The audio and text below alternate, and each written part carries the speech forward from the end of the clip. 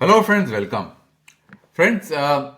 Those who are following the Privacy Act and the Supreme Court decision, where the Supreme Court basically said that privacy, the right to privacy, is a fundamental right, and after that, the government of India came out with the data protection or the privacy law or act, which was passed by the parliament on 11th August 2023. I think those who are following it, they must be knowing, and those who don't know, let me explain that privacy is a very important aspect of human life, which has been recognized by the Supreme Court as a fundamental right. On the basis of that, the government of India passed an act on 11th August 2023, right? So what it will do, what that act will do, this act is going to give us protection to our privacy, and we will have the right to choose that whether our data can be used or for any marketing purposes by various companies from the point of view of processing which is specific to a particular purpose, which we will give permission to those companies. That is what the essence of this particular act is, and there are various provisions of this act. Now friends, why I am doing this video today? You must be surprised. The reason I am doing this video today is that the government of India has come out with rules which are anchored with this act, because no act can be implemented without forming rules. So there are rules which has been laid out in the public domain for final comments, and then thereby those rules are going to get formalized and people will start working based on those rules, which are going to be much more specific than what the act is on 11th August 2023. Now, this has become a very important issue, and I was looking at the article today because in Davos 2025, our Honorable Minister Ashwini Vaishnav was also there, and he was speaking, saying that the data protection rules of India will set global standard, and he was seen criticizing the European Data Protection Act, if you look at this, which is called the GDPR, and is basically saying, if you read this, the Indian Telecommunication Minister has termed countries' digital data protection rules as a potential global template, right? Let me just zoom in a bit so that you can see it. In an exclusive interview to CNBC World Economic Forum in Davos, Switzerland, right? That is the reason I'm doing this video, because he has considered this as a very important event, and it is a very important event. And it also says that the rules operate within the ambit of the act, which itself is drafted after years of extensive consultation. And he's absolutely right. It has been drafted after years of consultation, the act itself. And it's saying that adding that this process have ensured a framework that balances innovation and regulation. And even here, Davos senior leader remarked that the template this template the world will follow now, not GDPR anymore. So this is a very, very interesting and important statement. Now friends, I am going to simplify this discussion. Let me be very clear. I am not a lawyer. I am not going to go into the legal nuances of this act. I am not going to talk about data localization, everything. I am going to simplify this, and let me explain what is the simplification means. The simplification means that the people of our country should have the empowerment to utilize the act and the rules which are embedded on top of the act to protect their privacy right. That's the empowerment this act should be doing. There are details, there are all those things, how the template should be set, what kind of consent has to be done, consent has to be given in a clear format with a particular template in all language. That's all fine. I agree with everything, everything is fine. But the point here is that, does the people of our country have the empowerment to utilize the rules in such a way that their privacy is fully protected? That's the whole purpose of this video. Let's understand this a little bit more deeper so that you will appreciate what I'm saying. Now, let's break it down into pieces and let's go to the crux of the problem. The problem is that there are various sites, that. Multiple of them all exist all over the place. And as an individual, myself, who reasonably understand how this website works and hands-on on computer, everything, I just consider myself reasonably, okay. I myself forget which site I have visited, where I have visited, and what consent I have given, and where is my data. I don't even know that, right? Now, if you don't know where your data is, where you have given consent, then how will you take away the consent? Do you understand what I'm saying? How will you take away the consent if you don't even know where you have given the consent? Because these sites will say that, look, I have given you the form, you have given me the consent. Now you have not basically withdrawn the consent, I'm using your data. So what happens is that there are consent managers. So this is the main part of the rules, which is very, very important. And this is probably specific to India. And that's why I am doing this video. There is a concept of consent managers. And this consent manager is going to be pivotal to the operationalization of this act. And the rules are going to anchor around consent manager. So what the purpose of consent manager is? The purpose of consent manager is to facilitate an user who doesn't really recognize or doesn't really understand or remember where he has given the consent. So there could be an integrated single point of contact for taking and withdrawing consent. So these are going to be done by consent manager. So if you look at the rules, there are elaborate rules in order to create some kind of arm's length distance between a company who is providing you digital services and the consent manager. So there are various provisions to make the consent manager independent, which is very, very important. And I do agree that a consent manager should not have a direct conflict of interest with the businesses on which the consents are being anchored around and provided as an integrated service to the consumer, so that he can facilitate, he can use that as platform to withdraw and give consent. Okay. Now the problem here is the following, which I think the Act does not envisage, which I am going to tell you right in this video, and that is why this video is very important. Just watch through the end. You will understand what the problem is. The problem is that the functioning of consent manager is the key issue.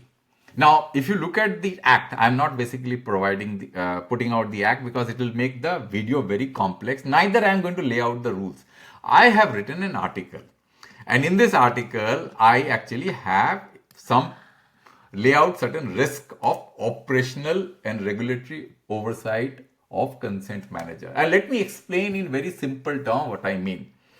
Now, let's say you are a consent manager and you do not have any kind of conflict of interest with any of the companies, and your board of directors are independent, this is that, and whatever is there in that particular act. So now you have started this company.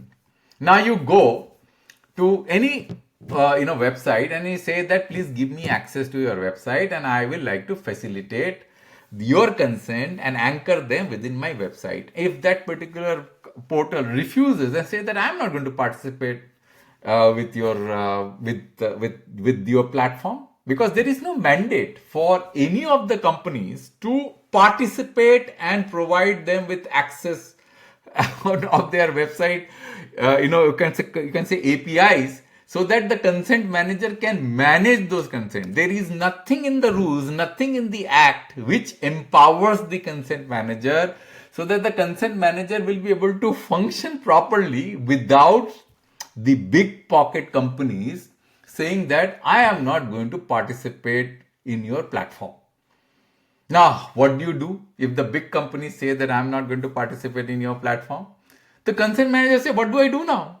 There is no way I will be able to function because I do not have any mandate or any kind of empowerment emanating from the Act, neither from the Act nor from the rules, which will force the various service providers to anchor in my platform so that I can provide you with the consent. So there is no mandate. Understand? So there should not be. That is also correct. There should not be any compulsion for any company to work. Then what will be the motivation? If there is no compulsion for any company to work with this consent manager to facilitate consent giving and taking, which the users will be like to do, because the user doesn't have the capability to go all around and give and take consent, because they will not be able to do that, then there has to be certain motivation. The motivation could be that it becomes very easy for those companies to comply to the provision of the Act if they participate in it with a consent manager. And the penalties are so high that if there is any non-compliance, that will create a lot of business risk of these big companies operating in India, and therefore they have to participate and work with consent manager. So that is one. So there has to be certain kind of motivation for these companies. We have to think this through. Why should they work with consent manager without the act mandating and forcing them to work with consent manager? Because it sometimes becomes impossible for everybody to work with every consent. Let's say there are 100 consent manager. How will a particular company work with everybody? It is not possible, na? It has to basically have some kind of balance so that it should not be overwhelming for any of the company to work with every consent manager. Okay. Second problem, which is very, very important for us to understand, which is not there in the rules, neither in the act, is that let's say that there is no consent, there is no mandate for any website to work with any consent manager, but at least lay out the rules so that there has to be some kind of API, standardized, so that if a consent manager has to interwork with a particular company, it can easily do so without basically getting hassled, right? Because there could be some kind of arm twisting, commercial arm twisting. They'll say that, look, I am not going to give you access. I'm going to charge you so much amount of money. And if the companies charge so much amount of money, then what will happen? The consent manager will not be able to offer services in an affordable rate to the consumer. Now in India, you know that the disposable income is so low. In the rural area, the household disposable income is around 3,700 rupees. The data is out in the statistics website, which they maintain the household consumption income. The urban area, the average income is around 6,000 to 7,000 rupees. Now, if that is the kind of income that we have, if these consent managers charging service charges, which is more than the mobile tariff that we are currently facing, then how many people of our country will be able to afford these consent managers? You get my point, what I'm trying to say? So there will be no way you will be able to afford. So anybody with deep pockets, let's say if there is a person who has the capability to pay 1,000 rupees, 500 rupees to this consent manager as a monthly bill or subscription charges, their data will be protected. But rest of the countryman who doesn't have the capability to pay, their data will not be protected. Nothing in the rules, neither in the act, takes care of this particular aspect. This is a practical problem that everybody will face. Even if you lay out each and everything, the data protection rules, templates, data localization, all parenting consent and everything that you do, every aspect of the rules and the act will be implemented on ground, but practically it will be impossible for the users on ground to use those rules to able to protect their privacy.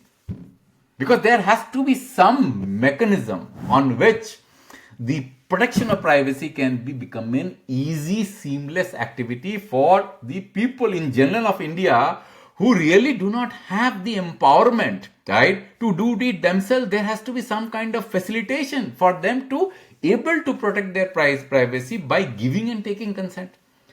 I don't think that this has been thought through.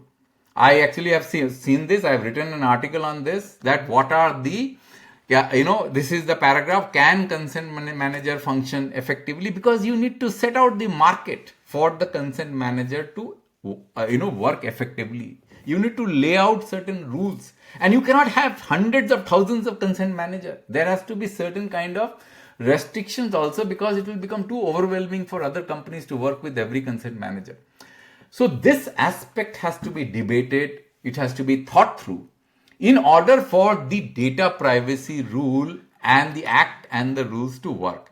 And if we have to, read our honorable ministers, words and sentences, and I really think that he really means what he says. I'm not saying that, look, he doesn't mean what he says. I'm saying that when he says that the template, our template, will be followed by the world, and they will not follow GDPR anymore, I would definitely like all these issues, right, that needs to be thought through. For example, lack of mandatory collaboration with data fiduciaries of the consent managers, absence of standardized integration mechanism, it has to be thought through. Risk of selective engagement by data fiduciary.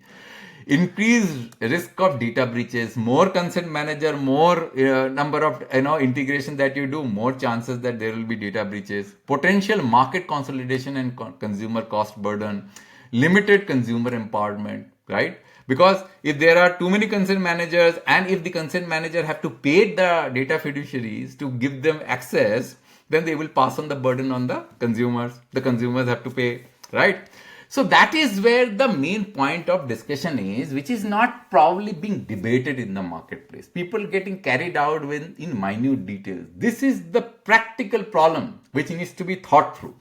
And everybody has to think that, our privacy is of paramount importance, not the privacy of a rich individual who is empowered to pay, but the privacy of every Indian, and they should have a mechanism to preserve their privacy in a cost or in a service charge which is they can afford.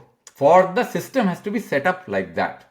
Unless the system is set up like that, all that we are doing is going to be of no value. So I hope, friends, that you have understood what the problem is. And this aspect is not getting debated so much in the public domain. You might not have seen any article in the newspaper which is talking about this aspect. And this is going to be very, very important in a country like India, where even 200 rupees of mobile service charges, if there is a slight increase, people are not willing to bear that cost.